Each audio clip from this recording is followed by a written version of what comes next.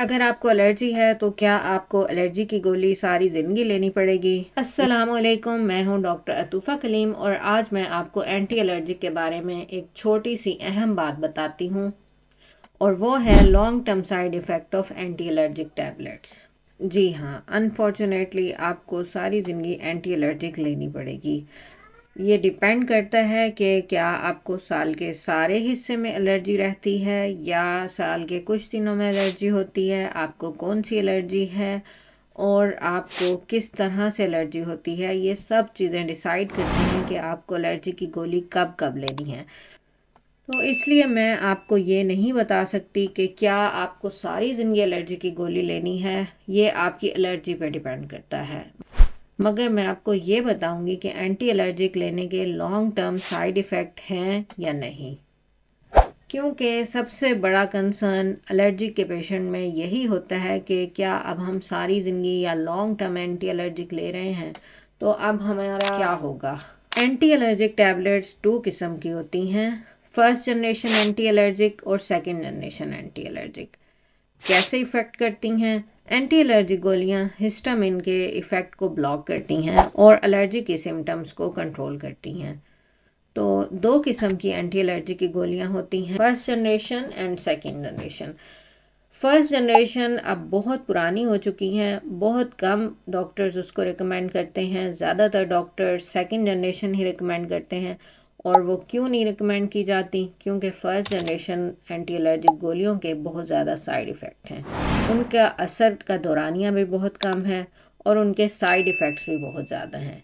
यही वजह है कि वो अब बहुत ही कम रिकमेंड की जाती हैं, बल्कि डॉक्टर्स तो बहुत कम ही रिकमेंड करते हैं। मैंने खुद अपनी लाइफ में फर्स्ट जनरेशन एंटी एलर्जिक शायद ही कभी किसी मरीज़ को दी हो। फर्स्ट जनरेशन एंटी एलर्जिक में कौन कौन सी गोलियां शामिल हैं? क्लोरामफेनिरामीन एंड प्रोमेथाजिन। ये दोनों शॉर्ट एक्टिंग होती हैं, यानी इनका असर बहुत कम रहता है, आपको 6 घंटे या 8 घंटे तक ही ये अलामात कंट्रोल करती हैं और इनके साइड इफ़ेक्ट बहुत ज़्यादा और ख़तरनाक हैं। साइड इफ़ेक्ट में शामिल हो सकता है ड्राउजीनेस, ड्राई माउथ और ब्लड विजन। यही वजह है कि आपको डॉक्टर रिकमेंड करते हैं कि फ़र्स्ट जनरेशन एंटी एलर्जिक गोलियां लेने के बाद आपको मशीनरी इस्तेमाल नहीं करनी या ड्राइव नहीं करना। इन गोलियों को दूसरी गोलियों के साथ भी नहीं ले सकते, बहुत एहतियात बरतनी पड़ती है इन गोलियों को इस्तेमाल करने की। और यही वजह है कि ये गोलियां अब ज़्यादातर रिकमेंड नहीं की जाती। तो आप भी कोशिश करें फर्स्ट जनरेशन क्लोरामफेनिरामीन या प्रोमेथाजिन को लेने से अवॉइड करें। न्यूअर जनरेशन सेकंड जनरेशन की बात करते हैं, उनमें शामिल हैं सिट्राजीन, फिक्सोफेनाडिन, लोराटिडीन, जो कि उन पर बहुत ज़्यादा स्टडीज़ भी हुई हैं और उनके ऊपर बहुत ज़्यादा एतमाद है डॉक्टर्स का। एतमाद की वजह है कि उनके साइड इफ़ेक्ट कम हैं, नॉन सिडेटिंग हैं, यानी नींद का असर नहीं है इनके अंदर, नींद नहीं दिलाती, इंसान एक्टिवली अपनी सारी एक्टिविटीज़ पार्टिसिपेट कर सकता है। इनका असर बहुत लंबा रहता है, इवन दिन में एक लेनी ही काफ़ी होती है और इनका दूसरी गोलियों के साथ इंटरेक्शन भी बहुत कम है।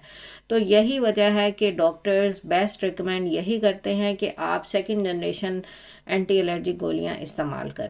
ऑल्दो इनके रेयर कुछ साइड इफ़ेक्ट्स हैं, जिनमें शामिल हो सकता है कि फ़ोटो सेंसिटिविटी हो सकती है या आपका मैदा अपसेट हो सकता है और हायर डोजेस पर सिट्राजीन की आप ड्राउजी फील कर सकते हैं। सवाल वही आ जाता है कि क्या फिर आप सारी ज़िंदगी इनको लेते रहेंगे? जी हाँ, अगर आपको ऐसी एलर्जी है जो आपको हमेशा पूरे साल रहती है तो आपको बेहतर है कि आप इनको सारी ज़िंदगी लेते रहें, या जब तक आपको अलामात रहती हैं तो आप इनको लेते रहें। और इनके long term effect second generation anti allergic गोलियों के लॉन्ग टर्म इफ़ेक्ट्स बहुत कम रिसर्च से साबित हुए हैं। अगर आपको कोई ऐसी एलर्जी है जो कभी कभी होती है और आपको मालूम है कि वो किस चीज़ से होती है, तो रिकमेंडेशन ये है कि आप एलर्जी के होने से पहले ही एंटी एलर्जिक गोली ले लें, ताकि आपकी बॉडी उसके एलर्जिन के कांटेक्ट में ना आए और उसके ख़िलाफ़ रिएक्ट ना करे और मज़ीद उसके अगेंस्ट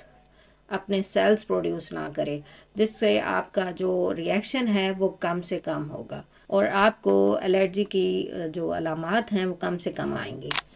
मेरी इस छोटी सी वीडियो का जो लुबे लुबाब है वो यही है कि लॉन्ग टर्म एंटी एलर्जिक का जो सेकंड जनरेशन एंटी एलर्जिक हैं उनका इस्तेमाल अलाउड है और उनके कोई ख़ास साइड इफ़ेक्ट नहीं हैं और आप ले सकते हैं। अगर आपको एलर्जी है, सारी ज़िंदगी रह रही है, तो आप ले सकते हैं। अगर आप फिर भी एंटी एलर्जी की अल्टरनेटिव ढूंढना चाहते हैं तो बहुत ही कम अल्टरनेटिव हैं। अल्टरनेटिव क्या हैं? इम्यूनोथेरेपी यानी एलर्जी की वैक्सीन है, जिस पे हमारी बहुत सारी डिटेल वीडियोस हैं, आप वो देख सकते हैं, मगर वो भी हर जगह अवेलेबल नहीं है। इसी तरह आप आई ड्रॉप्स इस्तेमाल कर सकते हैं। आप कॉर्टिकोस्टेरॉइड नेज़ल डीकंजेस्टेंट इस्तेमाल कर सकते हैं जो कि नाक की एलर्जी को कम करते हैं। ज़्यादातर मुल्कों में ये ओवर द काउंटर मिल जाते हैं। डाइटरी सप्लीमेंट्स कुछ इस्तेमाल कर सकते हैं जो एलर्जी की अलामात को कम कर सकते हैं।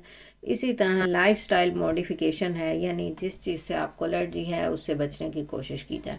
बस यही कुछ एहतियातें हैं और टिप्स हैं एलर्जी से बचने की। अदरवाइज़ एंटी एलर्जिक आपकी ज़िंदगी का हिस्सा बन जाती है। देखते रहिए हमारी वीडियोस। और किस टॉपिक पे आप देखना चाहते हैं कमेंट में बताइएगा। Take care. अल्लाह हाफिज़।